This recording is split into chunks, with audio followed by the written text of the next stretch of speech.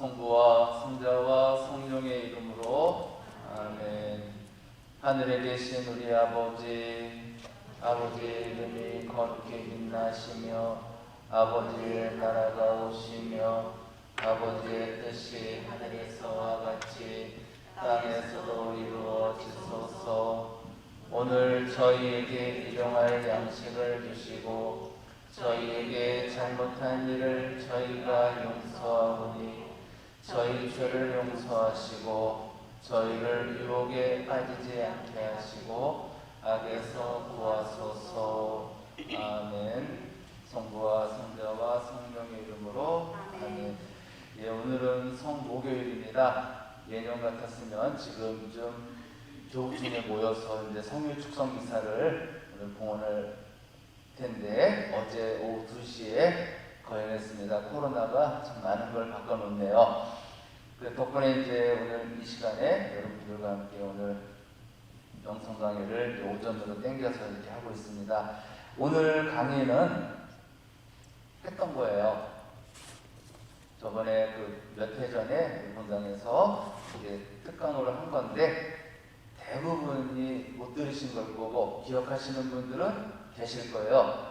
그러나 못 들으신 분들이 많고 또 오늘 또 다시 한번 복습하는 의미로 성목요일에 딱 맞는 주제이기 때문에 오늘 또 한번 복습하는 의미로 했고 또 앞으로도 보면은 전에 했던 거를 또 하는 경우도 있을 거예요.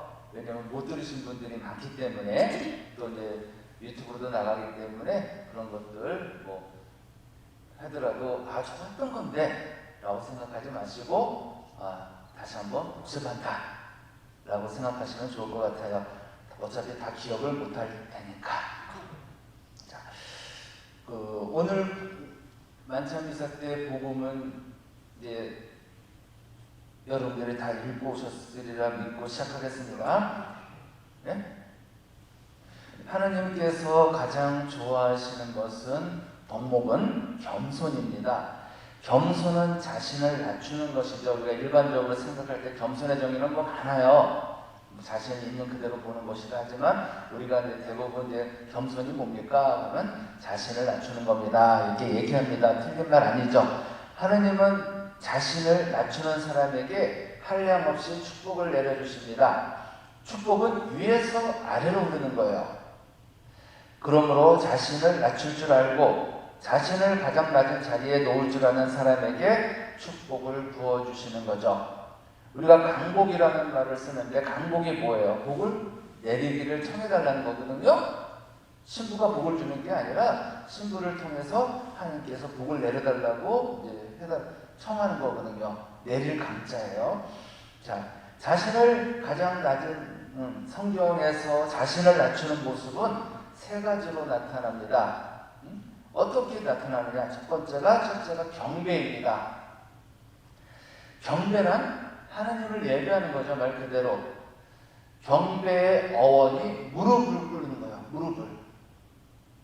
우리가 세배할 때라는 말 쓰면 되는데 세배가 뭐예요? 절하는 거 아니에요? 세에 절을 할 때 어떤 모습이에요? 제일 먼저 함께 절을 하려면 무릎이 꿇어지죠. 그래요. 맞아요.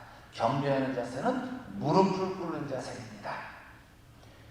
우리는 존경하는 사람에게 절할 때 무릎을 꿇어요. 지금은 우리 성당에는 장계틀이 없지만 옛날에 우리 어렸을 때는 성당에 장계틀이 다 있었어요. 이게 의자의 기본이었어요. 저도 안산 성당 질 때 의자는 무조건 장계틀을 만드십시오. 장계틀을 해놨는데 왜냐면 어렸을 때 추억이 남아있어요. 그래요. 들어와서 우리 성당에 바로 못 앉았어요. 그죠? 성당에 들어와가지고 반드시 장계틀을 내두고 무릎 꿇고 기도한 다음에 그 다음에 엉덩이 붙였지 엉덩이부터 붙이지를 못했습니다. 그래서 이제 한동안 장계틀이 이제 자주 손상되고 그러니까 없앴다가 요즘 새로 지은 성당이라든가 이렇게 보면은 다시 장계틀을 설치하는 그런 본당들이 많이 늘어나고 있는 이유는 우리가 자꾸 무릎 꿇는 이런 아름다운 자세가 사라져가기 때문에 그런 것 같아요. 하느님께 경배하는 것은 바로 가장 존귀한 분에게 무릎을 꿇고 엎드리는 것입니다. 시편 95장 6절입니다. 들어가 몸을 굽혀 경배드리세. 우리를 만드신 주님 앞에 무릎 꿇으세. 바로 경배의 자세는 무릎을 꿇는 거. 이럴 때 우리가 축복을 받는 거야. 하나님은 굽혀 경배하고 무릎을 꿇고 경배하는 사람을 축복해 주세요. 모가지 뻣뻣하고 무릎 꿇을 줄 모르는 사람은 축복을 받을 수가 없는 거예요.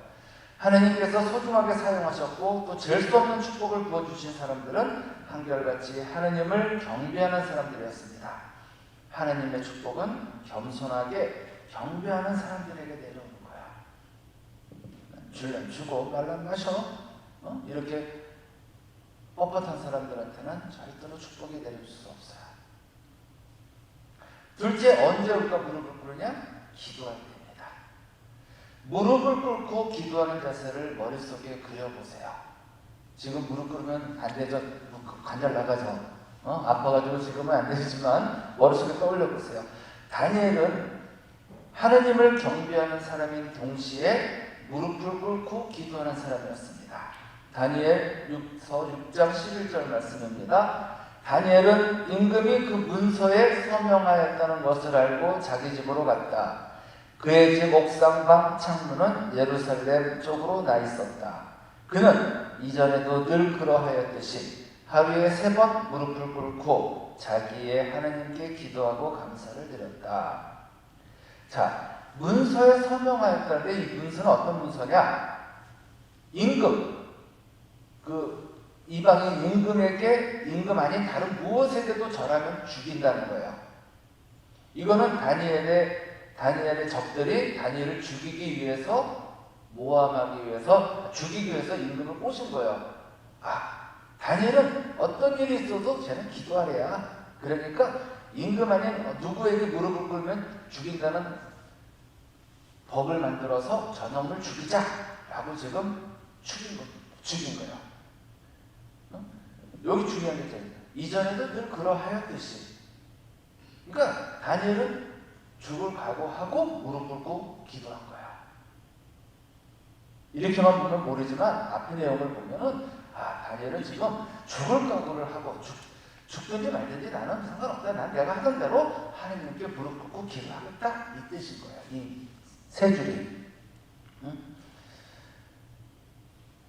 기도는 이렇게 목숨 걸고 하는 겁니다. 시간 있으면 하고 시간 없으면 안 하는 게 아니라 이렇게 다니엘처럼 목숨을 걸고 생명을 걸고 하는 건데 저부터도 참 기도가 왜 이렇게 게을러지는지 모르겠어요. 엘리야는 기도할 때 땅에 꿇어 엎드려 물꼬를 무릎 사이에 넣고 기도했습니다. 열왕기 1권 18장 42절. 아합이 음식을 들려고 올라가자 엘리야도 카르멜 꼭대기에 올라가서 땅으로 몸을 수그리고 얼굴을 양 무릎 사이에 묻었다. 여러분 이거 그냥 읽으니까 집에 가서 얼굴을 양 무릎 사이에 한번 묻어보세요. 거기까지 가지도 않아요. 얼굴이 얼마나 힘든 자세인지 몰라요. 이거 해봤는데 됐어요. 근데 바로 올라와요. 몸이 스프링처럼. 이거 되게 힘든 자세예요. 요가하는 사람들은 모를까? 일반 사람들은 이거 허리 아프고 무릎 아프고 안 돼요. 이렇게 겸손하게 기도할 때 무릎 꿇는 사람이 축복을 받는 거예요. 복을 받아요. 하나님은 엘리야의 겸손한 기도, 간절한 기도, 결사적인 기도를 들으시고 3년 6개월 동안 비가 오지 않던 이스라엘 땅에 비를 주셨습니다. 또 예수님도 기도하실 때 무릎을 꿇고 하셨어요. 그러고 나서 돌을 던지면 닿을 만한 곳에 혼자 가시어 무릎을 꿇고 기도하셨다.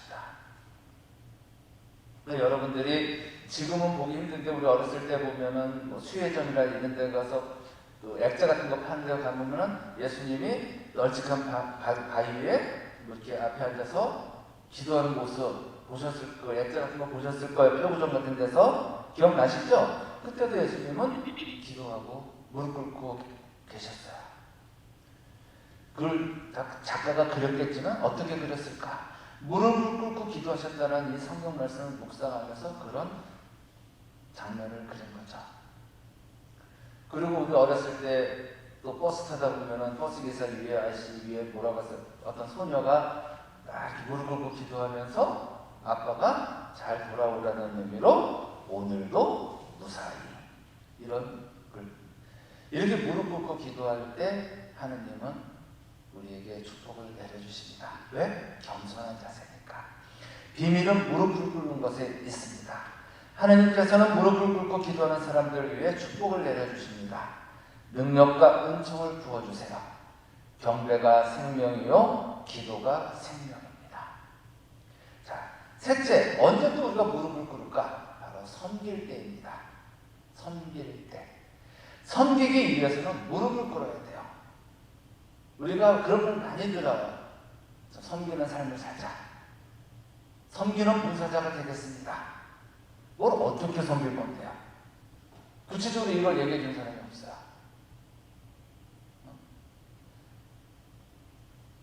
예수님께서는 제자들의 발을 씻기실 때 무릎을 꿇으셨어요.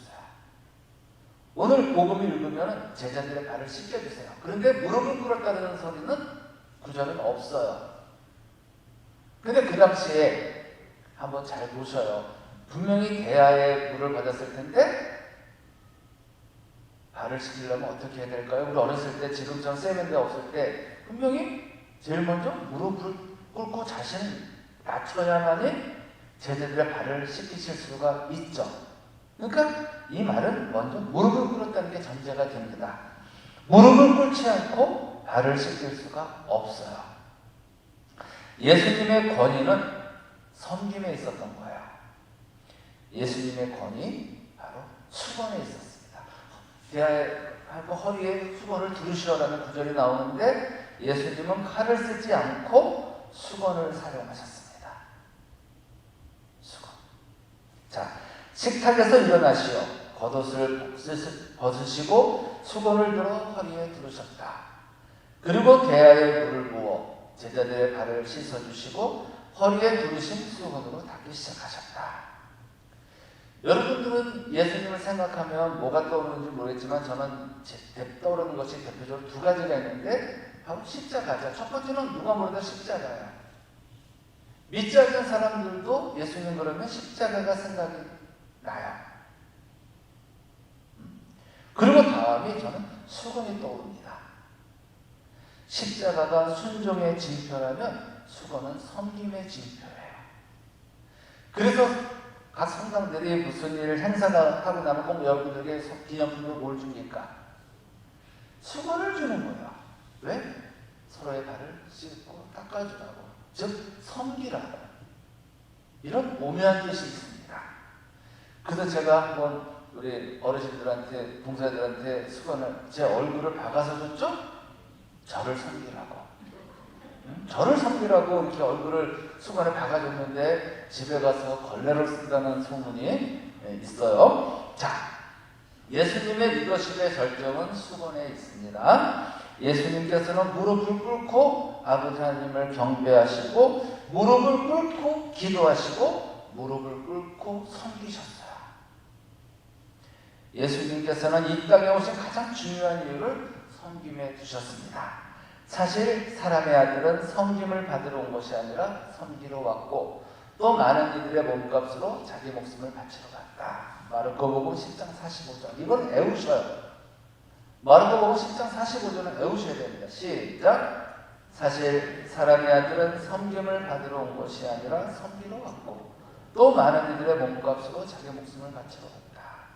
예수님께서 이 땅에 왜 오셨냐? 하나님이 왜 사람에게 오셨냐? 그럼 딱 이 구절이 나와야 돼요. 근데 우리는 뒤에 거 많은 이들의 몸값으로 자기 목숨을 바치러 왔다는 나오는데 첫 번째 이유 섬김을 받으러 온 것이나 섬기러 왔고는 잘 얘기를 못해요. 근데 예수님께서 친히 당신 스스로 당신 친히 첫 번째 이유가 뭐래요? 섬기러 왔다. 그러고 나서 오늘 복음 말씀처럼 내가 너에게 본을 보여준 것처럼 너희도 그렇게 하라지. 너희도 섬겨라. 내가 섬기러 왔으니까 너희도 섬기는 삶을 살아야 한다라고 신신당부하십니다. 하나님의 축복은 섬김에 있습니다. 섬김의 축복은 기쁨과 행복의 축복이며 성숙의 축복입니다. 이 세상에서 가장 행복한 사람은 섬기는 사람입니다. 섬김을 받는 것도 기쁘지만 섬기는 기쁨은 더 차원 높은 기쁨이에요. 하나님께서는 섬김 속에 축복의 비밀을 담아두셨습니다. 섬김 속에 존경받는 비밀을 담아두셨고 하나님 나라에서 큰 사람이 되는 비밀을 담아두셨어요. 자, 그럼 섬김은 무엇을 의미할까? 섬기라는데 섬긴다는 게 뭘까? 어떻게 하면 섬기는 삶을 살 수 있을까? 자, 예수님의 삶을 통해서 배워야겠죠. 자, 여러분들이 이제 부모로서 아니면 또 이제 한 부모로서 자녀에게 또 목자라서 양들을 섬긴다면 첫 번째로 뭘 해야 될까요? 부모의 가장 첫 번째 이유는 뭐예요? 첫 번째 의무는 뭐예요? 목자의 첫 번째 의무는 뭘까요? 목자가 양들을 어떻게 해야 돼요? 사랑하는데 맨날 그냥 쳐다만 보고 사랑해 할 거예요? 그러면 뒤져가는데? 아니죠. 부모든 목자든 어떤 리더의 첫 번째 섬김은 먹임입니다. 먹여야 돼요.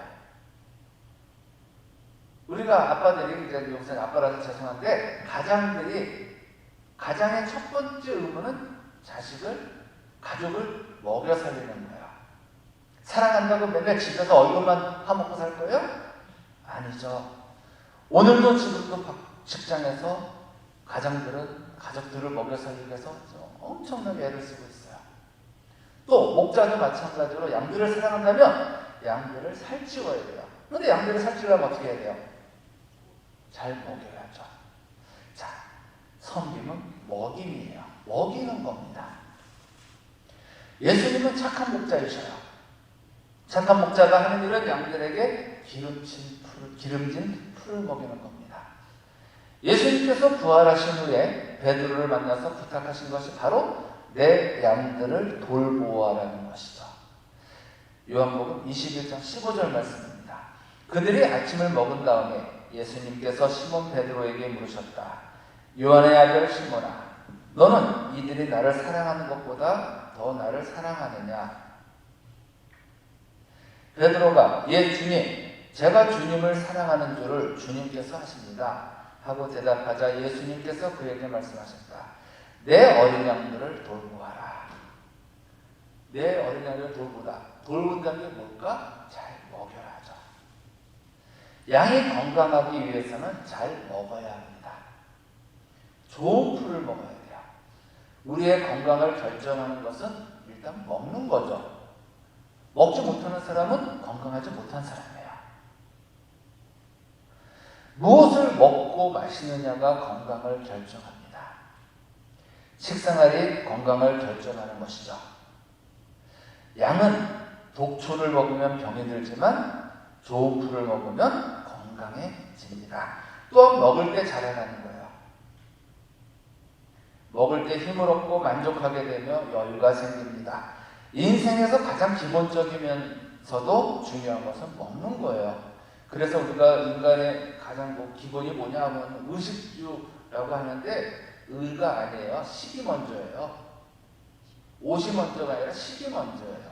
근데 발음상 의식주일지 모르겠지만 식이 먼저예요. 먹는 게 먼저입니다. 그래서 가장 이뜬 본능이 뭐예요? 식욕이죠. 식욕.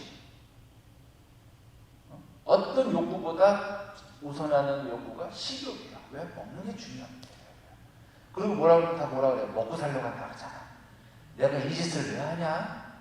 아유, 다 먹고 살려고 이런 짓까지 해야 되냐? 먹는 게 그만큼 중요하기 때문에 어떤 일도 할 수 있는 겁니다. 먹을 것을 공급받지 못하면 살 수 없어요. 인생은 힘입니다. 힘이 없으면 아무것도 할 수 없어요. 힘을 얻는 기본이 바로 먹는 겁니다. 좋은 음식을 먹을 때 살 수 있어요. 좋은 음식을 먹을 때 병든 사람도 회복됩니다. 가장 좋은 약은 음식이라고 했잖아요. 그럼 뭐라 그래요? 밥이 보약이다. 밥 잘 먹는 사람이 제일 건강한 사람이에요. 일단 밥을 못 먹기 시작하면 그때부터 어디가 뭔가 이상해진 거죠. 그 젊은 애들은, 어린애들은 또 뭐든지 잘 먹어요. 뭐 짜장이든 라면이든 그런 거 아무리 먹어도 건강에 이상이 없어요. 근데 나이 들면 짜장면 먹으면 어떻게 돼요? 소화가 안 돼요. 더부룩하대요. 그죠? 왜? 내 건강에 좀 이상이 생긴 거죠.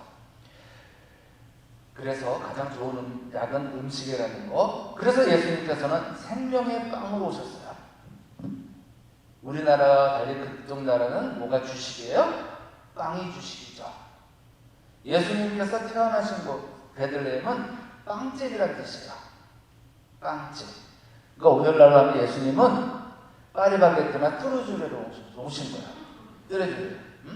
이거 하나만 얘기하면 안 돼요. 자, 예수님께서는 빵집에서 생명의 빵으로 오신 겁니다. 예수님께서 그에게 이르셨다. 내가 생명의 빵이다. 나에게 오는 사람은 결코 배고프지 않을 것이며 나를 믿는 사람은 결코 목마르지 않을 것이다. 그러므로 우리가 사람들을 참으로 섬기기 위해 해야 할 일은 먼저 잘 먹이는 거야. 근데 요새 개신교에서는 이제 떡이라 그래요. 떡. 그죠? 근데 떡은 정확한 번역이 아닌 것 같아요. 왜냐하면 떡은 주식이 아니잖아요. 우리 분명히 떡을 좋아하는 사람들 많지만 떡은 주식이 아니라 간식이죠. 밥이라 그래야 돼요. 밥. 우리에게는 외국은 빵이면 우리에게는 밥이지 떡이 될 수는 없는데 번역을 왜 떡을 했는지 전 모르겠는데 어쨌든 생명의 떡이라 그러면 좀 이상해. 생명의 빵, 생명의 밥. 그러므로 자, 근데 뭘 먹을 거냐? 목자가 뭘 먹이고 여러분들 부모가 자녀들을 뭘 먹을 거냐? 하느님의 말씀을 먹임으로 섬기라는 거야. 영혼이 가장 필요한 것은 말씀입니다. 마태복음 4장 4절.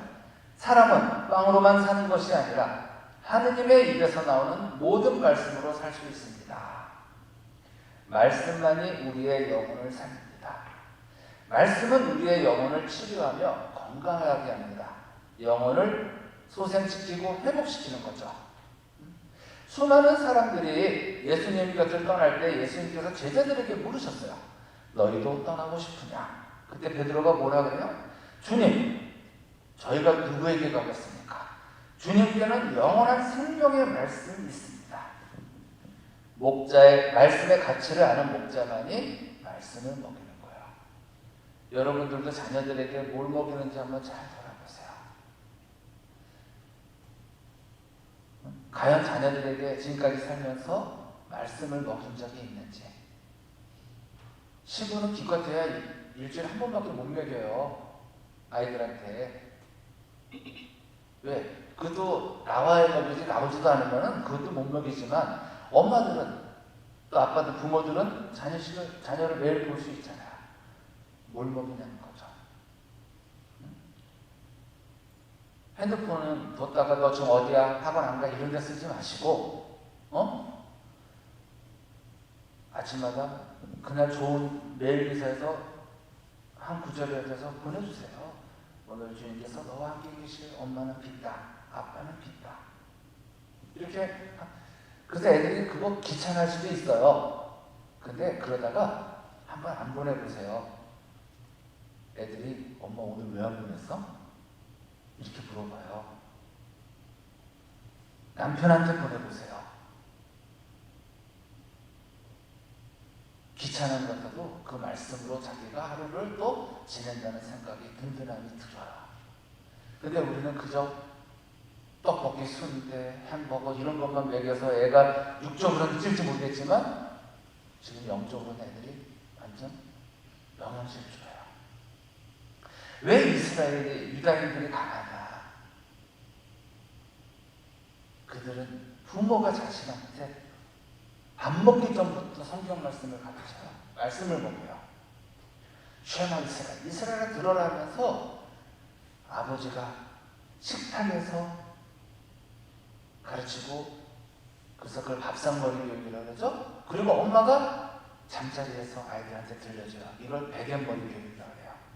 아빠는 밥상머리 교육을 시키고 엄마는 베갯머리 교육을 시켜요. 근데 우리는 지금 아빠든 엄마든 같이 밥 먹을 시간도 없고 잠자는 시간도 잠자는 것도 못 보니까 지금 될지 모르겠지만 우리 신자들만이라도 말씀 먹는 부모가 되어야 됩니다. 여러분들이 사제들, 신부들한테 가장 원하는 게 뭐예요?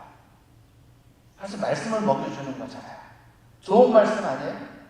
그것이 신자들이 원하는 가장 이상적인 신부일 거예요. 왜 신부만 먹여야 됩니까? 부모도 자녀들에게 먹일 줄 알아야죠. 말씀을 소중히 여기는 사람에게 머무는 거예요. 이것이 원리입니다. 무엇이든지 소중히 여기는 사람에게 머무는 것이에요. 가장 사랑하는 사람에게 나누어야 할 것은 말씀입니다. 말씀 먹이는 엄마라는 책이 있어요. 사랑하는 자녀에게 말씀을 먹이는 엄마가 되라는 겁니다. 말씀을 먹고 자라는 아이는 그 영혼이 건강하며 그 미래가 밝습니다. 말씀 먹이는 엄마, 말씀 먹이는 아빠, 말씀 먹이는 목자가 되어야 돼요. 말씀을 먹이는 리더가 되어야 됩니다. 말씀을 먹이기 위해서는 자신이 먼저 말씀을 먹어야 한다는 사실 명심하세요. 내가 먹지 않는데 누구에게 줄 수가 없어요. 말씀을 충분히 드세요. 여러분들 잘 생각해 보세요. 여러분들도 다 경험 있겠지만 아기를 낳았어요. 출산을 했어요. 그러면 시어머니가 뭘 끓여다 주죠? 옛날 같으면은 미역국이죠. 미역국 안에 뭘 넣어줘요? 소고기 듬뿍 넣어줘요. 그죠? 그 시어머니가 누구 먹으라고 소고기를 많이 넣었을까? 며느리죠? 며느리죠. 왜? 며느리가 잘 먹어야 며느리가 잘 먹어야 우리 이쁜 손주가 잘 먹을 수 있으니까 하는 거야. 바로 엄마가 잘 먹어야 아이에게 좋은 젖을 먹일 수 있는 거죠. 엄마가 아무리 아기가 이쁘다서 아기만 쳐다보고 먹지 않으면 아기에게 좋은 젖을 줄 수가 없어요. 그래서 엄마가 먼저 먹어야 되는 거예요. 엄마가 먹지 않고 아기에게 줄 수 없듯이 목자가 말씀을 먹지 않으면 양들에게 줄 말씀도 없는 거예요. 리더가 먼저 먹어야 따르는 팀원들에게, 팔로워들에게 뭘 줄 수 있는 거예요. 먼저 엄마가, 먼저 아빠가, 먼저 목자가, 사제가 먹어야 됩니다. 그리고 그 먹은 거를 나눠줘야 되는 거예요. 나 혼자 먹으려고 한다면 그거는 안 돼요. 먹었으면 나눠줘야 되는 거예요. 자, 둘째, 생명의 빵이신 예수님을 먹임으로 섬겨라. 예수님은 생명의 빵입니다. 예수님은 말씀이죠. 예수님은 우리의 참된 양식이에요. 말씀이요 빵이니까. 예수님은 또 어린 양이십니다. 예수님께서는 당시 자신을 내어주시기에 이 땅에 오셨습니다. 아까 제가 말씀드린 대로 사람의 아들은 섬김을 받으러 온 것이 아니라 섬기러 왔고 또 많은 이들의 몸과 쓰고 자기 목숨을 바치러 왔다. 예수님은 당신의 목숨을 바치러 오셨어요. 희생 제물이 되러 오신 겁니다. 죄인을 자유롭게 하는 것이 희생 제물이에요. 이게 속량이에요. 속량. 구약에서 희생 제물이 된 것은 어린 양이었습니다. 어린 양이 희생을 당함으로써 속죄를 받게 되죠. 신약에서 희생제물은 예수님이셔요. 예수님께서 오셔서 희생제물이 되셨고 그로 인해 우리가 생명을 얻게 되었습니다. 자유를 얻게 된 거죠. 또한 생명의 빵으로 오신 예수님께서는 당신을 먹으라고, 나를 먹으라고 말씀하십니다. 이 빵은 하늘에서 내려오는 것으로 이 빵을 먹는 사람은 죽지 않는다. 나는 하늘에서 내려온 살아있는 빵이다. 누구든지 이 빵을 먹으면 영원히 살 것이다. 내가 줄 빵은 세상에 생명을 주는 나의 살이다. 참된 섬김은 생명을 얻도록 도와주는 겁니다. 생명은 오직 예수님의 살과 피를 먹고 마실 때만 얻을 수 있어요. 내가 진실로 진실로 너희에게 말한다. 너희가 사람의 아들의 살을 먹지 않고 그의 피를 마시지 않으면 너희는 생명을 얻지 못한다. 그러나 내 살을 먹고 내 피를 마시는 사람은 영원한 생명을 얻고 나도 마지막 날에 그를 다시 살릴 것이다. 예수님을 먹으시기 바랍니다. 예수님의 피를 마시도록 하세요. 내 살은 참된 양식이고 내 피는 참된 음료이다. 그렇다면 어떻게 예수님을 먹을 수 있을까? 예수님의 말씀을 먹으면 되죠. 또 우리는 성체를 먹자. 성체를 통해 예수님을 먹고 있잖아요. 예수님께서는 말씀으로 오셨기 때문에 예수님의 말씀을 먹을 때 우리는 영원한 생명을 얻게 됩니다. 살아나게 되죠. 제가 왜 성체를 뺐냐? 성체는 성당의 미사를 통해서만 우리가 먹을 수 있으니까 미사를 못 먹는 경우는 어떻게 해요? 그때 말씀을 먹으라는 거예요. 지금 말씀을 그래서 강조하는 거예요. 성체는 딱 정해졌어요. 미사 안에서만. 제가 아무리 예수님을 먹겠다고 해서 평상시에 적어서 감실 열고 예수님 먹지 않아요. 성체 모시지 않아요. 우리에게 주어진 시간은 미사 시간 안에서만, 영성체 시간에만 성체를 모시게 될 수 있어요. 그러나 말씀은 오늘 아침에도 먹을 수 있고 잠시 후에도 먹을 수 있고 자기 전에도 먹을 수 있고 늘 먹을 수 있는 거야. 그렇게 늘 예수님의 말씀을 먹음으로 영원한 생명을 얻을 수 있다는 거죠. 근데 우리는 그동안 성체를 모시는 거에 비해서 말씀을 먹는 거에 좀 소홀히 했다는 거죠. 그렇지 않아요? 일이 있어서 미사 못 나면 그날은 성체 못 모셔요. 그렇지만 어딜 가더라도 내가 요즘 뭐 스마트폰에 다 메일 미사 있고 뭐 성경 있고 그러니까 어딜 가더라도 말씀을 내가 전철 안에서도 먹을 수 있고 버스 안에서도 먹을 수 있고, 그렇죠? 심지어 누구를 기다리는 동안 커피숍에서 보면서도 언제든지 먹을 수 있다는 거. 그래서 예수님의 말씀을 시시때때로 꼭 드시라는 거예요. 창세기부터 요한복음까지 쭉 한 번에 이렇게 뭐 거창하게 드실 생각하지 마시고, 먼저 습관을 들이시는 거야. 조금씩 먹어요. 오늘 복음부터, 오늘 독서부터, 오늘 말씀부터 하고, 아 이걸 읽으니까 앞뒤가 좀 궁금해요. 그래서 좀 늘려가는 거야. 아시겠어요? 이러면서 자꾸 말씀을 내가 접하면서 말씀을 먹을 때 나도 모르게 예수님의 생명이 내 안에 들어오는 것이죠. 그리고 나서 내가 미사 때 성체를 모시면은 그 성체는 몇 배의 힘을 나에게 줍니다. 1+1이 아니에요. 1 더하기 1은 2가 아니라 1 더하기 1은 뭐 10이 될 수도 있고 20이 될 수도 있고 배가 되는 거예요. 몇 배가. 자, 0은 생명을 준다. 그러나 6은 아무 쓸모가 없다. 내가 너희에게 한 말은 0이면 생명이다. 자, 또 뭘 먹을까? 하느님의 사랑을 먹임으로 섭니다. 사람은 무엇을 먹고 살까? 사람은 무엇으로 사는가라는 톨스토이의 단편집들이 있죠?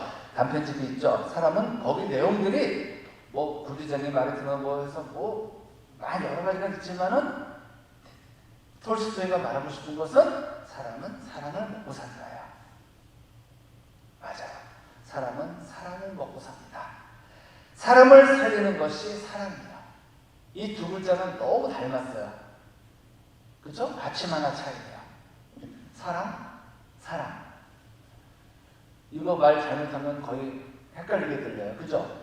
산다는 것은 사랑한다는 것이며 사랑한다는 것은 살린다는 겁니다. 많은 사람이 사랑에 굶주려 있어요. 아니 지금 온 인류가 사랑에 굶주려 있습니다. 아무리 돈이 많고 권세가 있고 명예가 있어도 한결같이 사랑에 목말라하고 있어요. 이게 있는 사람 없는 사람 다를 뿐이지 다 사랑에 목말라 있어. 없는 사람은 소주 먹으면서 외로움을 달랠 뿐이고 있는 사람은 고귀하게 나이트 가운 입고 혼자 식탁에 앉아서 와인 마시면서 달랠 뿐이에요. 그죠? 드라마 보면 사모님들이 그렇잖아요. 그런데 인간의 사랑은 불완전하고 불충분합니다. 한계가 있어요. 인간의 사랑은 어떻게 보면 병든 사랑이에요. 상한 음식과 같습니다. 사랑한다고 하지만 사랑하기보다 이용할 때가 많고 상처 줄 때가 많아요. 여러분들 지금 손들라 그러면 다들걸요? 지금까지 살면서 상처 안 받고 지금까지 오신 분, 사랑 안 받고 오신 분 손들어 보세요. 그러면은 손들면 그분은 정말 대단한 거죠. 없을 거예요. 상처가 많은 사람이 사랑할 때 상처를 주게 돼요. 뭐 어떻게 해야 돼? 치유받고 치유를 받아야 되는데 그냥 대부분의 상처가 사랑 때문에 생긴 겁니다. 그 사랑의 상처를 치유하는 것은 그 사랑보다 더 큰 사랑밖에 없어요. 그게 바로 하느님의 사랑이에요. 인간의 사랑은 치유력이 약해요. 인간의 사랑도 치유할 수는 있어요. 더 큰 사랑이라면. 그러나 인간의 사랑은 불완전하기 때문에 장담 못해요. 그 옛날에 그렇게 뭐 하늘에 별도 따다줄 것 같은 사람이 지금 따오라면 어떻게 해요? 아니요. 하느님은 사랑이십니다. 자, 요한 1서 4장 16절 다 같이 한번 읽어볼게요. 하느님께서 우리에게 베푸시는 사랑을 우리는 알게 되었고 또 믿게 되었습니다. 하느님은 사랑이십니다. 사랑 안에 머무르는 사람은 하느님 안에 머무르고 하느님께서도 그 사람 안에 머무르십니다. 하느님의 사랑 가운데로 나오세요. 하느님의 사랑은 무한합니다. 하느님의 사랑은 차별이 없고 조건이 없어요. 누구든지 그 사랑을 귀하게 여기고 그 사랑의 능력을 믿고 하느님 앞에 나오면 하느님은 사랑을 무한대로 부어주세요. 조건이 없어요. 하느님은 우리를 사랑하세요. 하나님은 사랑을 마음껏 부어주시길 원하는데 우리가 자꾸 도망가. 부담스러운가 봐. 간절하고 그리고 애절하게 원하시는데 자꾸 우리가 피해. 그 사랑을 받으면 내가 또 그 사랑을 나눠줘야 되니까 그게 우리가 귀찮은 건가요? 사랑을 받으시고 마음을 열고 두 팔을 벌리고 사랑 받으세요. 그리고 받은 사랑 어떻게 해야 돼요? 나눠주면 돼요. 받은 사랑 도로 나눠주면 됩니다. 왜 하나님의 사랑을 안 받으려고 그러세요? 실컷 받으세요. 실컷 받고 그 받은 사랑 도로 드리면 돼요. 자, 둘째는 섬김은 키웁니다. 이건 첫째 꿈을 키워주세요. 아니 비전. 이거 키워주세요. 둘째 마음의 그릇을 키워주세요. 마음의 그릇. 아이들 옹졸하게 키우지 마세요. 집 밖에 모르는 아이로 키우지 마세요. 살면서 엄마 힘든 것도 알고 아빠 애로운 것도 알고 이웃의 사랑도 알게끔 해야 되는데 오로지 집 밖에 모르게 키운다면 그 아이는 엄마가 오래 살아야 돼요. 왜? 얘는 친구가 없을 테니까. 마음의 그릇을 키워주세요. 지식 분별력이죠. 지혜를 키워주세요. 또 고난을 이길 수 있는 힘을 키워주세요. 그렇게 섬기는 거야. 섬김은 결코 나약한 단어가 아니에요. 오냐오냐하는 게 섬김이 아니라는 거야. 섬김은 친절하고 부드러워요. 그러나 섬김은 강인한 겁니다. 자녀를 사랑하는 부모는 자녀를 훈련해요. 어떤 고난도 견딜 수 있도록 훈련해야 돼요. 왜? 내가 먼저 가니까. 하느님께서는 이스라엘 백성들을 고난의 도가니에 시험하셨어요. 도가니가 뭔지 알죠? 소도가니 아니에요. 도자기 굽는 가마. 그게 도가니예요. 엄청나게 열이 많은 것이죠. 또 금도 순금을 뽑아내려면 도가니에서 그 금속들을 녹여서 금만 빼야 해요. 도가니. 보라, 나는 너를 단련시켰으나 은을 녹이듯 하지는 않고 고난의 도가니 속에서 너를 시험하겠다. 우리는 사랑하는 사람들을 나약하게 키워서는 안 됩니다.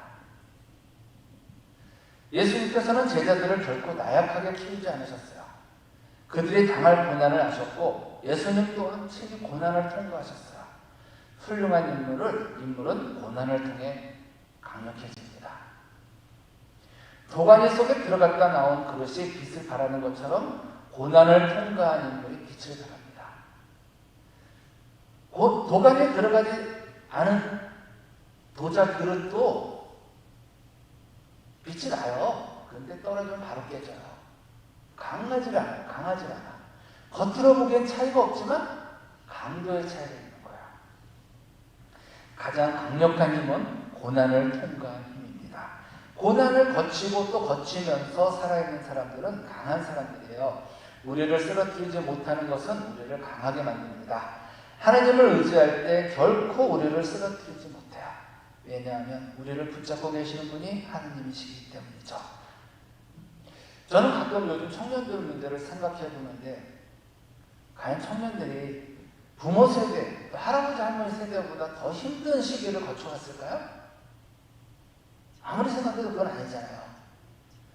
지금이 아무리 어렵다 해도 옛날에 일지세까지, 식민지세까지는 안 가고 6.25 지나고 나서 50년대, 60년대보다 지금이 힘들까요? 제가 유년기를 보는데 70년대보다 지금이 힘들까요? 아니거든요. 근데 왜 아이들은 지금이 그렇게 힘들다고 얘기할까요? 바로 이 차이예요. 이 아이들이, 청년들이나 청년들이 고난을 겪을 힘을 부모들이 안 키워줬어요. 당신들이 고생을 너무 많이 하고 컸기 때문에 내 새끼들한테는 다 해주고 싶은 거예요. 입을 거, 먹을 거, 보면 다 해주고 싶었어. 그래서 모든 걸 다 정리해줬어요. 그러니까 애들이 막상 지금 이 어려운 시기에 부딪히니까 애들이 해치고 나갈 생각을 하는 게 아니라 그냥 주지 않는 거예요. 왜? 엄마가 못 해주잖아, 그거는. 부모가 못 해주니까 이제는 아이들이 주지 않는 거예요. 옛날에는 저부터도 고등학교 졸업하고 대학교 졸업하면 무슨 생각했어요? 내가 빨리 돈 벌어서 부모님 편하게 모시고 가족, 집안을 일으키겠다. 이런, 되든 안 되든 이런 생각을 했는데 지금 애들은 그런 생각 절대 안 해요. 돈 벌면은 뭐 엄마한테 생활비 내나요? 안 내놔요. 왜? 이거 부모들 책임, 기성세대 책임인 거예요. 아이들이 이렇게 지금 청년들이 힘들어하는 거는. 왜? 그런 힘을 안 키워준 거예요. 기성세대가. 왜? 이쁘다고 다 해줬잖아. 고난을 통과할 힘을 키워줘야 되는데 그건 안 키워주고 그냥 이쁘다 내 새끼 이쁘다 이거 다 해주니까 아이들이 정작 뭐 취업이니 뭐니 할 때 뚫고 나갈 힘이 없어요. 잘 생각하셔야 돼요. 누가 뭐래도 지금이 더 좋은 시기예요. 어려운 것도 있겠죠. 왜 어려운 게 없겠어요? 그렇지만 지들이 아무리 어려워도 50년대, 60년대 못 먹던 시대에 비하면 그때는 먹는 게 생존의 문제였잖아요.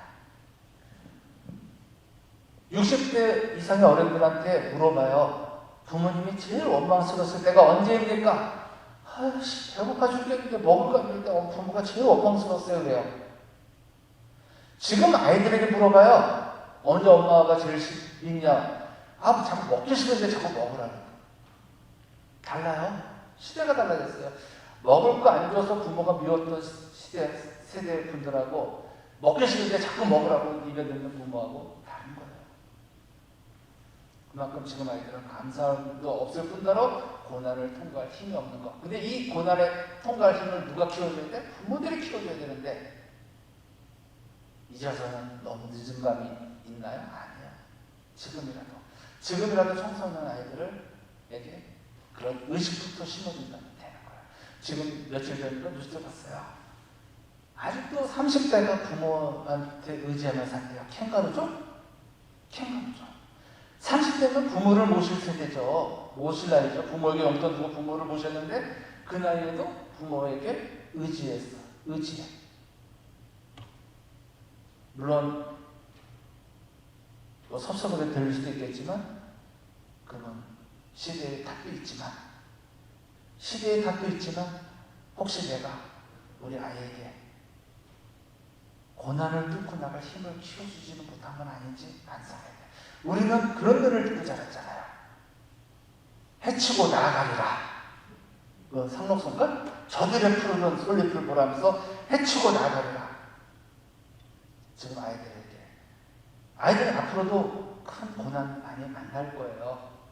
그때 엄마가 다 해줄 수 없어요. 부모가 다 해줄 수 없어요. 그러면 아이들이 나 없어도 해치고 나갈 힘을 키워줘야 돼요. 그게 하느님이고 그게 예수님의 사랑이고 그것이 고난을 뚫고 나갈 힘이에요. 그거 꼭 심어주셨으면 좋겠어요. 이쁘면 이쁠수록 아이들보다 더 오래 살아서 다 해줄 수 있으면 그렇게 안 해도 돼요. 우리에게 고난이 많은 것은 죄가 많아서가 아니에요. 근데 오해하지 마세요. 하느님이 사랑하시기 때문이에요.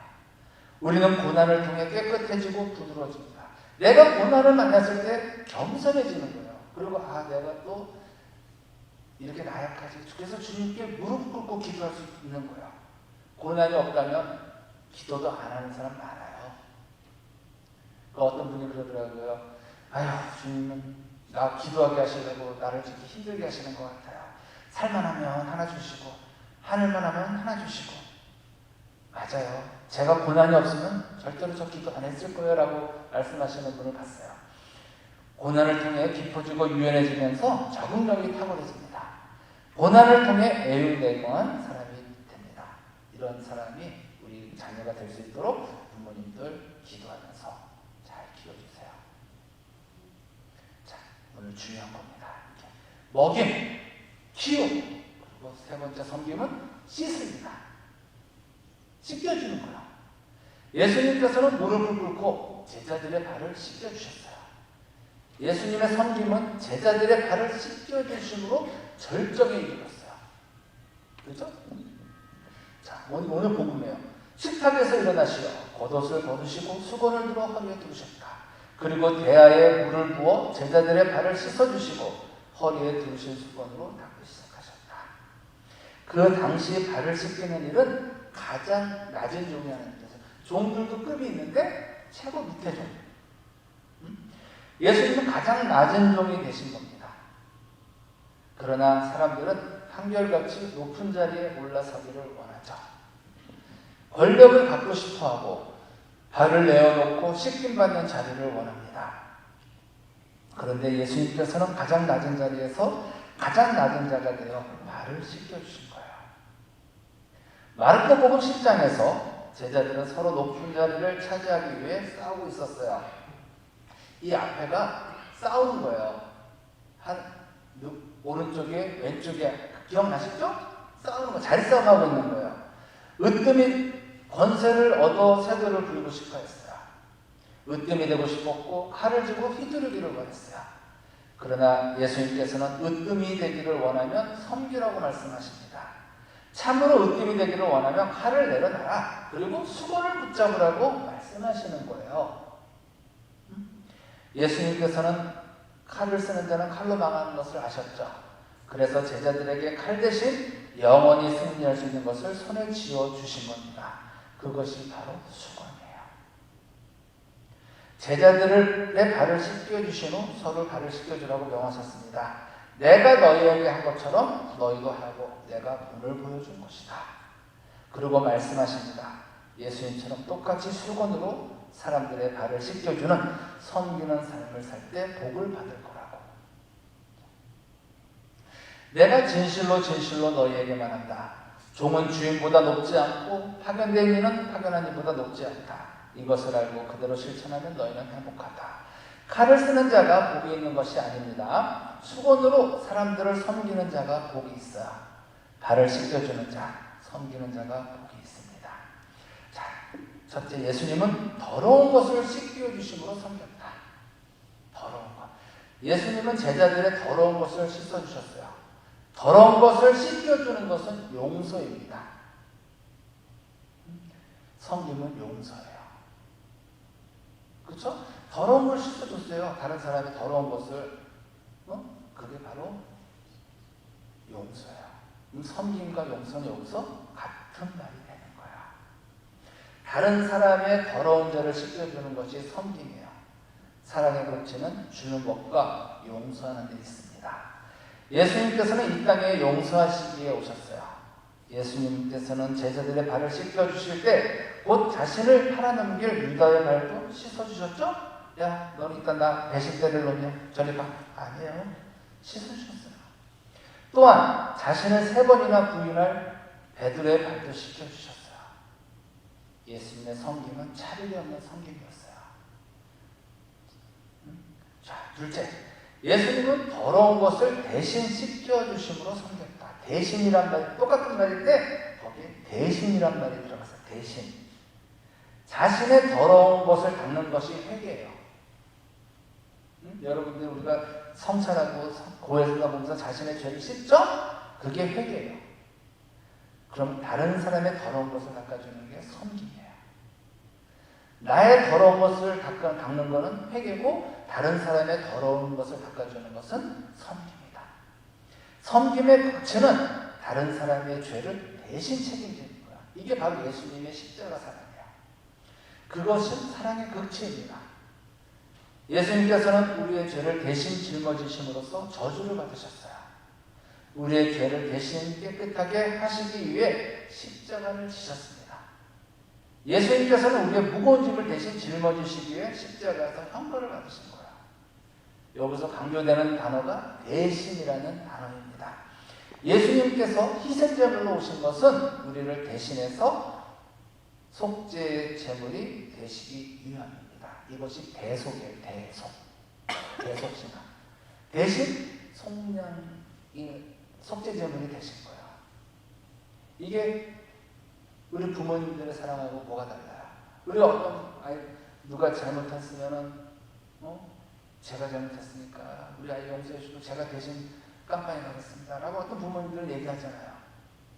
내가 우리 아이 대신 내가 목숨을 내놓겠습니다. 우리 아이 대신 내가 죽겠습니다. 만약에 또 병원에서 우리 아이가 어떤 아기가 아프면 아빠들이 그러죠. 우리 아기 살려주시고 저를 데려가 주세요. 이게 대속사랑이에요. 대신사랑. 자, 또 셋째, 예수님은 더러운 것을 겸손하게 씻겨주심으로 섬겼다. 씻겨주심이 아니라 씻겨주심으로. 섬김은 자세가 중요한 거예요. 용서는 자세가 중요합니다. 보통은 용서를 빌어야 할 사람, 용서를 받아야 할 사람이 무릎을 꿇게 되어 있지 않아요? 그런데 예수님께서는 용서를 베푸시기 위해 무릎을 꿇으셨어요. 용서를 받아달라고 오히려 부탁하신 겁니다. 얼마나 놀라운 겸손입니까? 야, 우리는 내가 뭐가 있어서 그래? 네가 그렇게 빌면 내가 용서해볼게.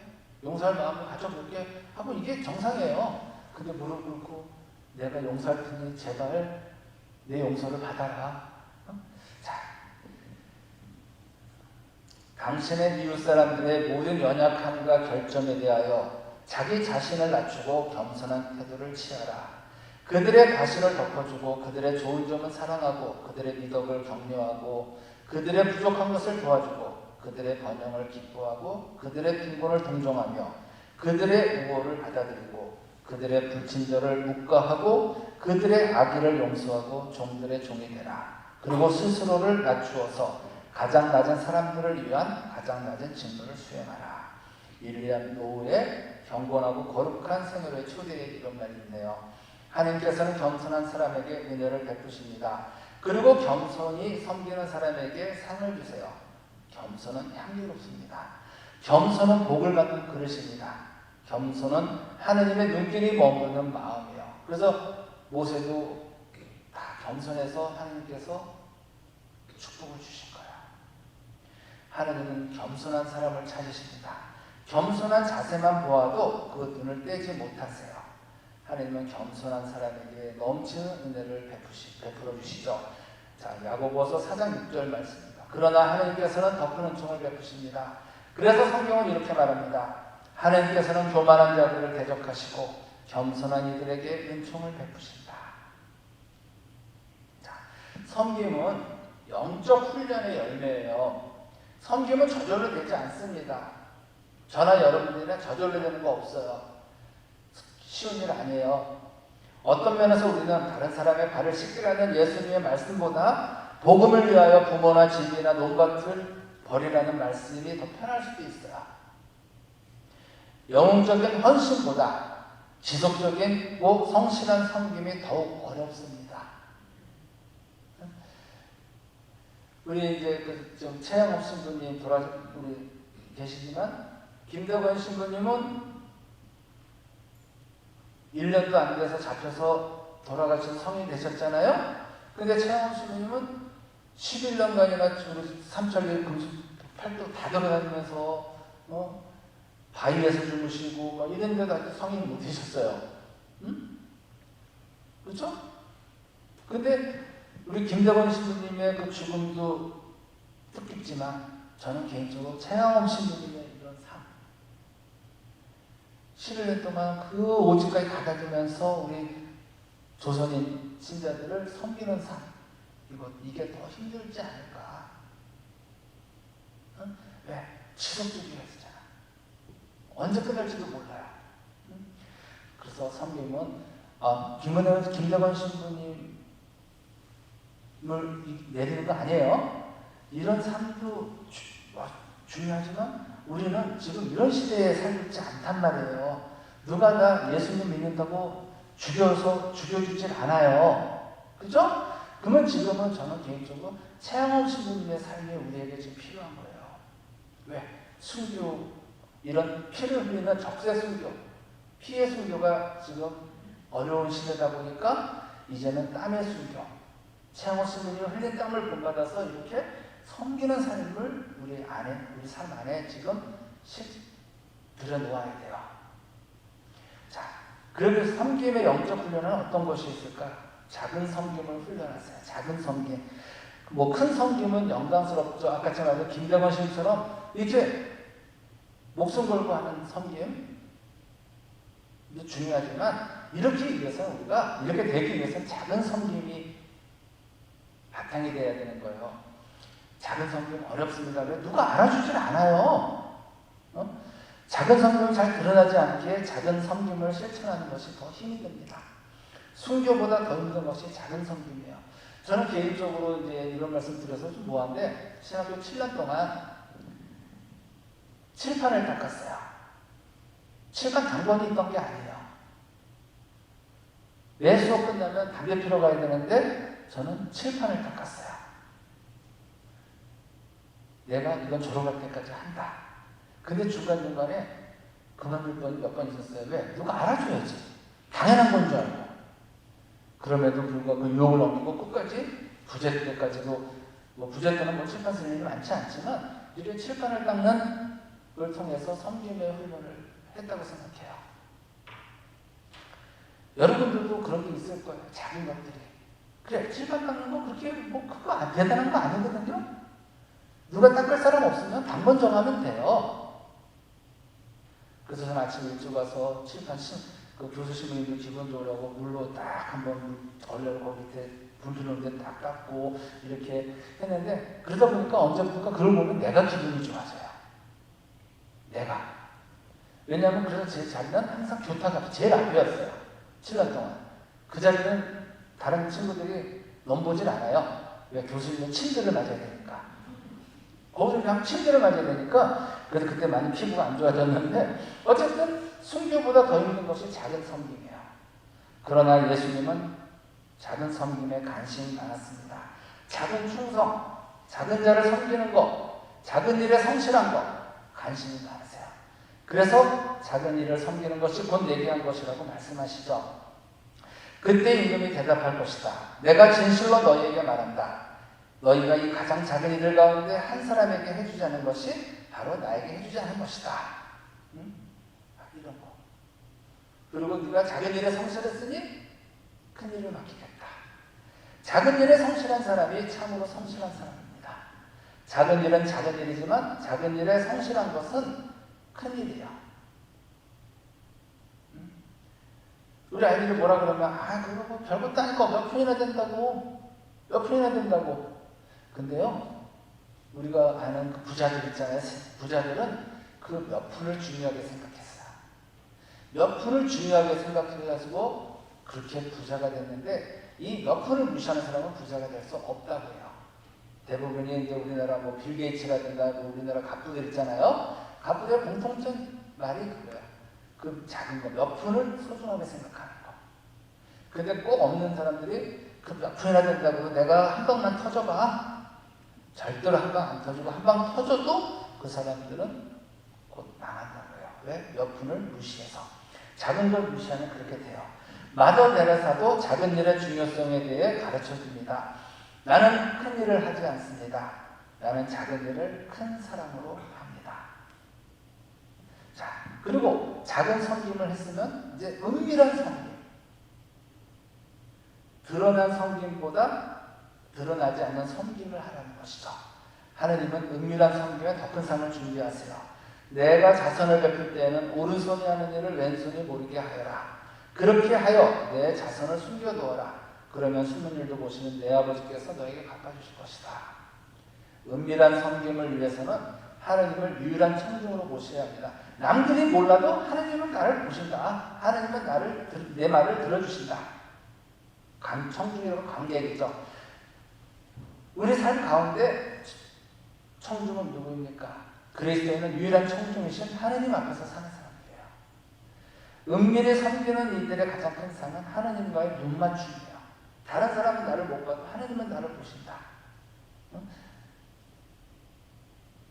누가 그러잖아요. 어떤 조각가가 저 꼭대기에 무슨 상을 만들어요. 성당을 짓는데 제자가 거기 사람들이 잘 보지도 못할 텐데 높아서 뭐 이렇게 신경을 쓰십니까? 그랬더니 그 조각가가 미켈란젤로인지 미켈란젤로 아닐 거야.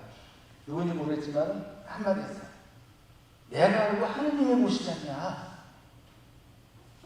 사람들은 못 봐도 내가 알고 하느님이 보시는데 어떻게 그 일을 소홀히 할 수 있겠냐? 라는 말이에요. 남들은 몰라도 내가 알고 하느님이 아십니까? 그렇게 우리는 은밀하게 하면 될 거야. 사랑은 눈맞춤, 그것도 은밀한 눈맞춤입니다. 또한 마음에 넘치는 기쁨을 큰 상으로 받습니다. 공개적인 섬김보다 은밀한 섬김이 더 기쁨이 큽니다. 자, 그리고 지극히 평범한 것을 반복해서 섬기는 훈련을 해라. 일회성이 아니라 반복하라는 거야. 우리는 특별한 일을 하고 싶어요. 그러나 참으로 훌륭한 것은 지극히 평범한 거예요. 평범한 것을 반복해서 하는 거. 반복되는 평범한 일을 탁월하게 하는 겁니다. 마치 밥 짓는 여인이 날마다 정성을 다해 밥을 짓는 것과 같아요. 우리 엄마들이 날마다 정성을 다해 밥을 짓는 거, 이거 별거 아닌 것 같죠? 근데 이거 별게 아니에요? 얼마나 큰일인데. 평범한 것을 빛나게 하는 사람은 탁월한 섬김에 들어선 사람입니다. 그래서 여러분들이 밥을 준비할 때도 기도를 먼저 하고 그러면 밥 짓는 손이 달라지는 거야. 마음이 달라지는 거야. 에휴 또 됐어. 아유 전가는 그냥 30개 4새끼 다 먹어. 이러면 안 돼. 요즘 코로나 때문에 아이들한테 많이 지치셨죠? 아이들 다 급식하고 왔는데 점심도 해줘야 되고 근데 옛날에 엄마들에 비하면 아무것도 아니잖아요. 옛날에 엄마들 우리 집 말도 도시락 4개 쌌어요. 근데 4개 쌌는데도 우리 엄마는 투덜된 건 못 봤어요. 근데 지금은 도시락도 안 싸는데 한 끼 뭐 안 먹고 왔다고 투덜대는 엄마들, 그런 엄마들이 집 밥이 아이들에게 어떻게 갈까요? 안 돼요. 기도하셔야 돼요. 밥 짓기 전에 기도하셔야 돼요. 아이들 식탁 차리기 전에. 응? 자, 지극히 평범한 것을 반복할 때 그 일을 주님께 하듯이 훈련하시는 거예요. 지금 아이들을, 가족들에게 밥을 섬기는 것도 중요하지만 이 밥은 예수님께 드리듯이, 예수님께 드리는 상이라고 생각한다면 여러분들 상 어떻게 차리실래요? 마치 천사를 대접하듯이 하라는 거예요. 창세기에 아브라함이 지나가는 나그네를 대접하다가 하느님의 천사를 대접했잖아요. 이렇게 하는 거죠. 탁월한 섬김은 사람들의 눈에 드러나는 일이나 큰 일을 행하는 데 있지 않아요. 오히려 작고 남이 잘 알아주지 않는 지극히 평범한 일 속에 있습니다. 그 일을 통해 하느님의 위대한 일들이 이루어지고 있는 것이죠. 단조로운 일이야말로 성품을 평가하는 시금석입니다. 단조롭고 평범한 일을 충실히 행하는 것이 그리스도의 제자의 길에 들어선 사람에게는 매우 중요합니다. 우리가 남을 섬길 때 그 섬김 때문에 우리 인생이 짓밟힐까 두려워합니다. 저게 나를 무시하면 어떡하지? 저게 나를 너무 만만하게 보는 거야 이제? 이렇게 생각할 경향이 있는데 예수님의 종으로 살아가길 원한다면 그런 두려움에 사로잡힐 필요 없습니다. 남을 섬기는 종으로 예수님처럼 살았던 누구는 이렇게 말합니다. 모든 사람이 당신을 딛고 갈 수 있도록, 그리고 길의 흙을 밟듯이 당신을 밟을 수 있도록 복종하라. 참 쉽지 않죠. 쉽지 않습니다. 자, 겸손한 사람에게는요, 상급이 있어요. 겸손히 섬기는 사람에게는 상급, 반드시 보상이 있습니다. 가장 아름다운 섬김은 보답을 기대하지 않는 섬김이죠. 그런데 하나님께서는 보답을 기대하지 않은 섬김에 분명히 상을 주세요. 걱정하지 마세요. 이거 분명히 하나님께서 상을 주세요. 가장 아름다운 섬김은 자기를 낮추는 섬김입니다. 스스로 작은 자가 되기를 바라는 섬김이에요. 하나님께서는 바로 그런 섬김의 삶을 걸어가는 사람을 크게 하시고 높여주십니다. 그러나 너희는 그래서는 안 된다. 너희 가운데서 높은 사람이 되려는 이는 너희를 섬기는 사람이 되어야 한다. 또한 너희 가운데서 첫째가 되려는 이는 모든 이의 종이 되어야 한다. 겸손하게 섬기는 사람의 상급은 자유로움이야. 자유예요. 우리는 섬김을 받거나 칭찬과 인정받고 싶은 무거운 짐을 지고 살고 있어요. 아, 내가 이 정도 했으면 알아줘야지. 내가 어떤 사람인데 선행을 베푼 후에는 주의를 두리번거리면서 누군가 도와주기를 기대합니다. 천천히 해요. 아, 그거 좀 천천히 해요. 사진 찍게 좀 천천히 하세요. 그러나 참된 섬김에 들어서면 섬김을 받아야 하는 무거운 점에서 자유롭게 됩니다. 왜? 하느님만 보시면 됐지 뭐. 응? 섬김에 대한 보답을 기대했거나 보답이 없을 때는 섭섭해하거나 분노할 수밖에 없는 것이 우리 사람이에요. 인간이에요. 저도 그래요. 그러나 보답을 바라지 않고 섬기는 사람에게는 평화가 있고 늘 감사가 있을 뿐입니다. 보답을 기대하지 않고 섬긴 일들이 드러나거나 누군가가 감사를 표현했을 때 그것을 보너스로 받은 은혜로 기억되기 때문에 기쁜 거예요. 아이고, 이런 거 생각도 안 했는데 아이고, 알아주셔서 감사합니다. 겸손하게 섬기는 사람의 상급은 마음의 기쁨에 있어요. 섬김은 기쁨을 주며 삶의 의미를 줍니다. 성공이 공허감을 줄 수도 있다면 섬김은 충만함을 줘요. 성취가 우리를 또 다른 성취로 몰고 간다면 섬김은 내적인 만족을 줍니다. 그래서 섬김이 귀한 거예요. 겸손하게 섬기는 사람의 상급은 예수님을 닮아가는 성숙입니다. 우리에게 가장 큰 상급은 예수님을 닮아가는 거죠. 예수님처럼 살고자 하는 거예요. 예수님을 닮아가는 가장 아름다운 모습은 주는 겁니다. 용서하는 것이며 섬기는 거예요. 예수님처럼 십자가에 못 박혀 죽지는 못할지라도 주려고 노력하고 용서하려고 노력하고 섬기려고 노력한다면 우리 어느 순간에 예수님을 닮아갈 겁니다. 한 인간으로서 최고의 절정은 섬김이라는 것. 자기를 세우고 실현한 후에 우리가 추구해야 할 가장 마지막은 자기 초월이에요. 자기 초월이 곧 봉사이며 섬김입니다. 자기를 내어주고 자기를 잊을 수 없는 봉사입니다. 섬김은 아름다운 성품이라는 거 발견 이렇게 하고요. 참된 이제 복습 잠깐 할게요. 참된 권위는 수건에 있다.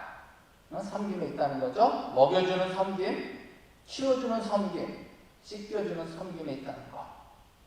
작은 섬김은 꽃보다 향기롭다는 거. 은밀한 섬김은 은밀하게 보시는 하나님의 기쁨이라는 거. 이거 오늘 꼭 숙지하시고 이렇게 삶에서 실천했으면 좋겠어요.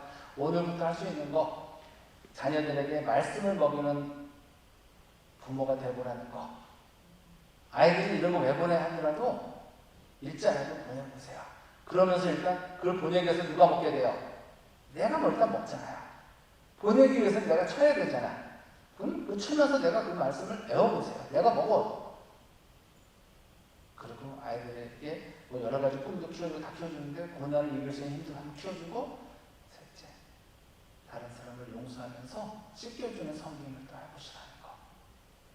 그 작은 섬김, 작은 거, 큰 거, 대단한 거 할 생각하면 작은 거, 내가 할 수 있는 거 작은 거 하고 평범한 거, 그리고 반복적으로 또 은밀하게 하면서 오늘 우리들 앞으로 남은 또 삶을 살아가면 좋을 것 같습니다. 그러다 보면 나도 어느 순간에 예수님을 닮은 모습으로 되어 있지 않을까. 그렇죠? 오늘 주님 만찬 미사 잘 봉헌하시면서 이따 저녁 때 미사 봉헌하시면서 3시에 뭐 8시에 봉헌하시면서 내가 발을 닦아줄 사람은 누군가. 결국 이건 뭐예요? 섬기기도 하지만 내가 또 용서해야 될 사람이 누군가를 찾아보는 거예요. 또 내가 또 내가 용서할 사람도 있지만 내가 용서를 또 청해낼 사람도 있어요. 그 사람에게 나의 발을 내미는 용기도 한번 청해보세요. 응? 나 용서해 주라. 그 사람이 나를 용서하든 안 하든 용서를 청하는 용기도 한번 청해보시고, 또 누군가의 발을 닦아주는 것, 즉 누군가의 잘못을 용서해주는 그런 용기도 청해보시고, 오늘 은총 많이 받으시기 바랍니다. 영광이 성부와 성자와 성령께, 주님께서 여러분과 함께 전하신 천주 성부와 성자와 성령께서는 여기 모인 이들에게